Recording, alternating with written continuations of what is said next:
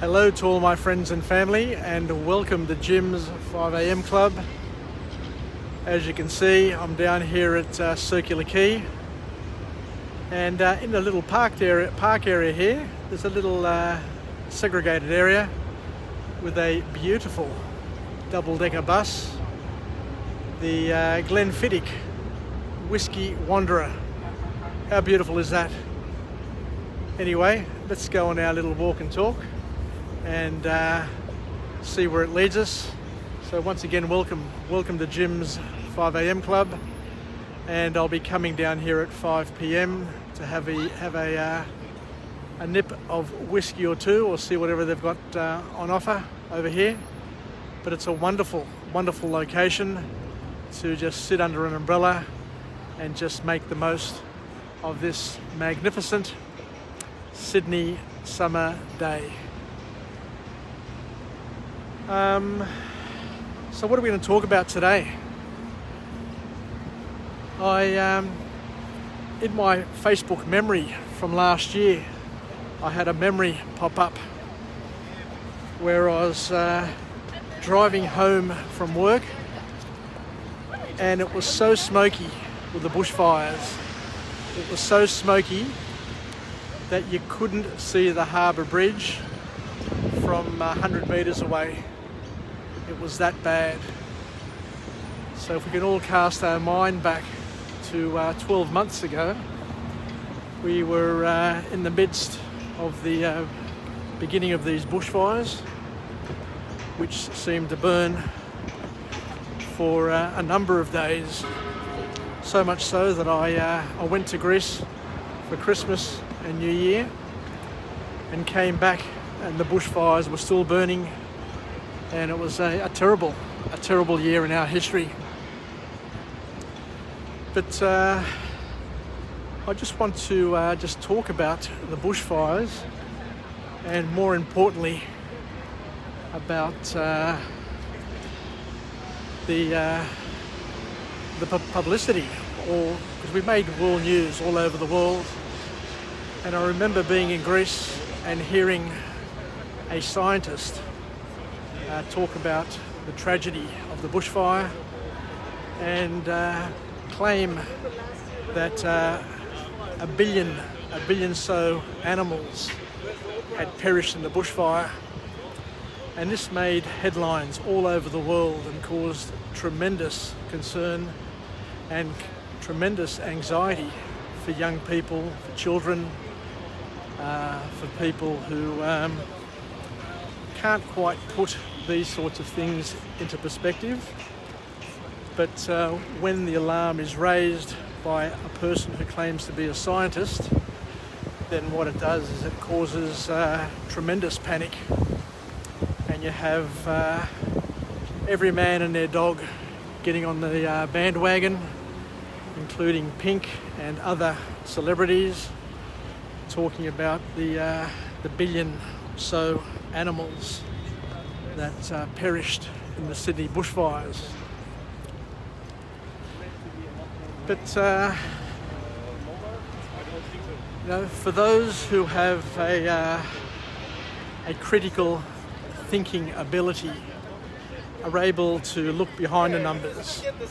I've spent my whole career as an analyst, spending 10 hours a day in spreadsheets, playing with numbers to my heart's content, and being very analytical. And what I can say about these numbers that were bandied around last year and caused tremendous anxiety and pain for many people is that the number, while it sounds big, needs to be put into perspective.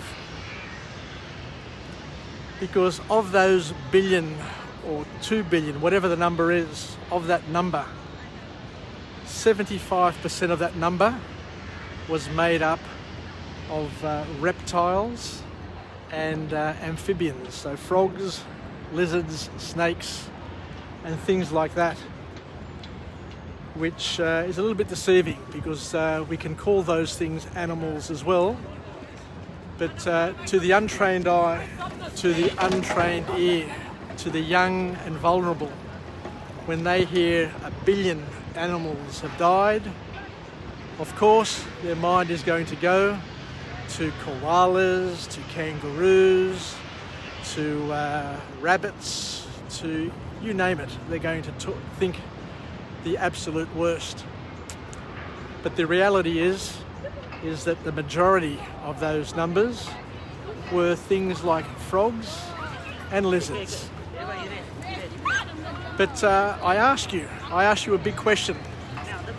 Where are those bloody scientists now to put things back into perspective for all the young children who were suffering eco-anxiety? Where are all those people who were big-noting themselves? Where are all those celebrities who were talking about the numbers of animals that have died? Because since last year, Australia has had record rain to places where it hadn't rained for years. Rivers are flowing that haven't flowed for years. And the rain fell in a large area throughout Australia to places where, as I said before, it hadn't rained before.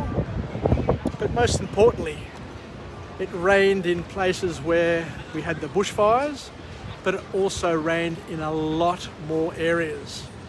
So we're currently going through a weather condition called El Nino or El Niña. I keep on forgetting, but one is where it's dry and the other one is when it's moist. So we are now experiencing the moist cycle, which may last a year, may last 5 years, may last 10 years, who knows how long it's going to last.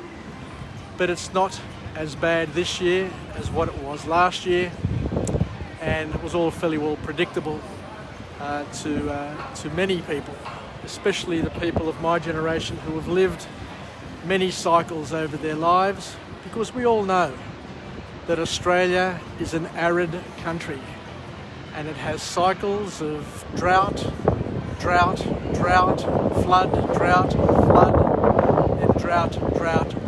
drought. It's always been like that, regardless of what people tell you. It's always been like that. But what I'm saying now is, where are those scientists to go on record and to tell the children of the world that of those billion or so animals that perished in the bushfires, many more billions have come back to life, come back to the environment, because the rains, as we know, bring life with them. So there are billions of frogs that have been born. There are billions of lizards that have been born throughout Australia. So whilst the bushfires may have decimated the populations in a small pocket or small pockets, because the rain has happened over a greater area, it makes sense to understand that the number of animals that have been born this year will far outweigh manyfold the animals that died because of the bushfires. And this is the cycle of life. Now, we learn about this in school. We learn about it in cartoons. The Lion King, for example, talks about the cycle of life.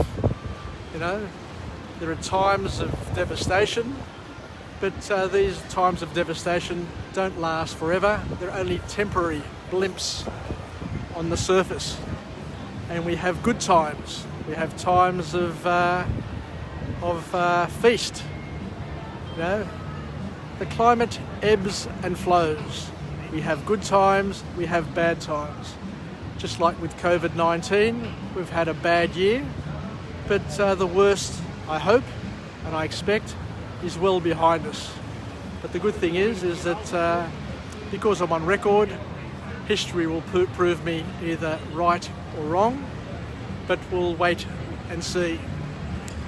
So the big lesson is to not overreact to the bushfires of last year, for the children of the world to not feel too sorry for what happened to the animals, because this is an event, this is a thing that happens all the time. Australia is a big, big country. My Uncle George, who had travelled extensively throughout Australia, reminded me that Australia is a massive, massive country.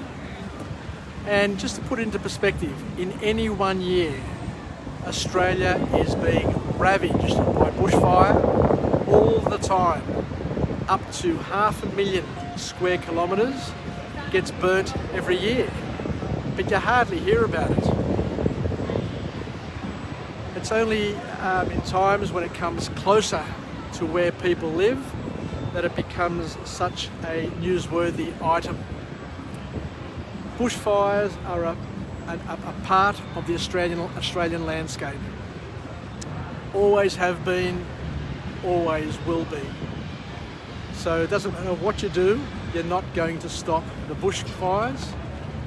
You can minimise them by doing the necessary backburning and removing of the fuel loads in areas close to where people are living. But from a reality point of view, there are always going to be animals. Billions and billions of animals that are going to perish through bushfire, through flood, through being eaten by wild cats, by foxes, by birds of prey, you name it. There are billions of animals dying every single day.